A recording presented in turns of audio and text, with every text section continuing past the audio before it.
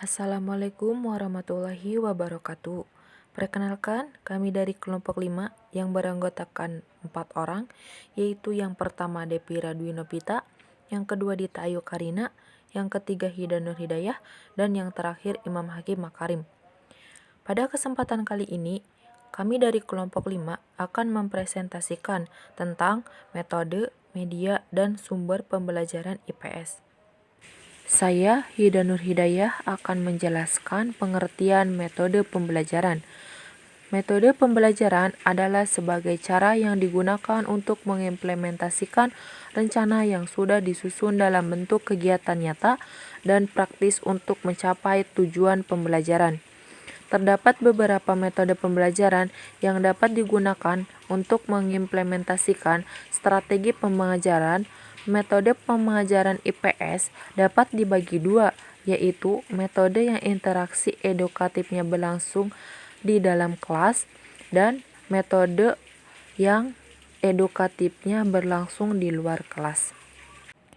Metode pembelajaran IPS. Metode pembelajaran IPS itu adalah suatu cara yang digunakan oleh guru agar siswa dapat belajar seluas-luasnya dalam rangka mencapai tujuan pengajaran secara efektif. Di dalam proses belajar, mengajar, diperlukan suatu metode yang sesuai dengan situasi dan kondisi yang ada. Metode pembelajaran seharusnya dapat guna yaitu mampu memfungsikan si anak didik belajar sendiri dengan student active learning. Baik, di sini saya Dita Ayu Karina akan menjelaskan metode interaksi dalam kelas. Metode interaksi dalam kelas 1. Metode ceramah. Menurut Cipta Utomo dan Ruijien, metode ceramah merupakan bentuk pengajaran di mana guru mengalihkan informasi kepada siswa secara kata-kata. Metode tanya jawab. Format interaksi antara guru dengan siswa melalui kegiatan bertanya oleh guru terhadap murid. 3. Metode diskusi atau musyawarah. Penyajian materi pelajaran, siswa dihadapkan kepada suatu masalah. 4. Metode penugasan. Suatu penyajian bahan pembelajaran di mana guru memberi tugas kepada siswa. 5. Metode kerja kelompok. Interaksi antara siswa satu dengan siswa lain. 6. Metode demonstrasi. Mempertunjukkan atau memperagakan tindakan. 7. Metode eksperimen. Melibatkan logika induksi untuk menyimpulkan pengamatan. 8. Metode simulasi. Perilaku pura-pura dari orang yang terlibat dalam proses pembelajaran. 9. Metode inquiry dan discovery. Prosedur yang menekankan belajar secara individual.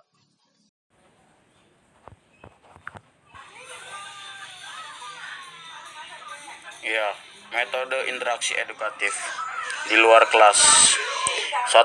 Metode karya wisata.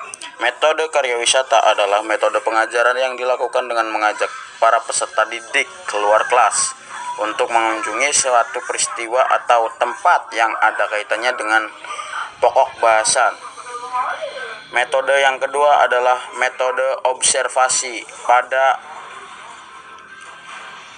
anak didik merupakan kegiatan yang dilakukan guru dalam mengamati anak didik guna memperoleh informasi mengenai berbagai aspek perkembangannya dan kemajuan dari pembelajaran yang telah dilakukan dengan tujuan untuk mengambil keputusan sesuai kebutuhan masing-masing anak.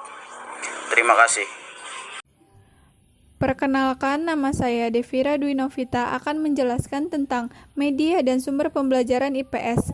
Media pembelajaran adalah segala sesuatu yang dapat digunakan untuk menyalurkan pesan dari pengirim ke penerima, sehingga merangsang pikiran, perasaan, perhatian, dan minat serta kemampuan peserta didik sedemikian rupa, sehingga proses belajar terjadi dalam rangka mencapai tujuan pembelajaran secara efektif.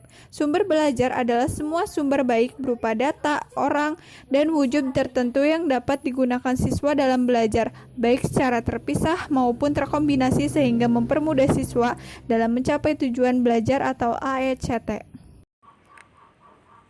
Saya, Hida Nur Hidayah, akan membacakan kesimpulannya. Jadi, kesimpulannya adalah metode pengajaran IPS dapat dibagi dua, yaitu metode yang interaksi edukatifnya berlangsung di dalam kelas. Misalnya, metode ceramah, tanya jawab, demonstrasi, eksperimen, sosiodrama, role playing, dan tugas atau resitasi serta kerja kelompok, dan interaksi yang edukatifnya berlangsung di luar kelas, misalnya metode karya wisata dan observasi. Media adalah alat atau sarana yang digunakan sebagai perantara untuk menyampaikan pesan dalam mencapai tujuan pembelajaran. Media pembelajaran dapat merupakan wahana penyalur pesan dan informasi belajar. Media pembelajaran yang dirancang secara baik akan sangat membantu peserta didik dalam mencerna dan memahami materi pembelajaran. Mungkin cukup sekian materi pembahasan presentasi dari kelompok 5 kali ini. Kurang lebihnya mohon maaf. Billahi taufik wal hidayah. Wassalamualaikum warahmatullahi wabarakatuh.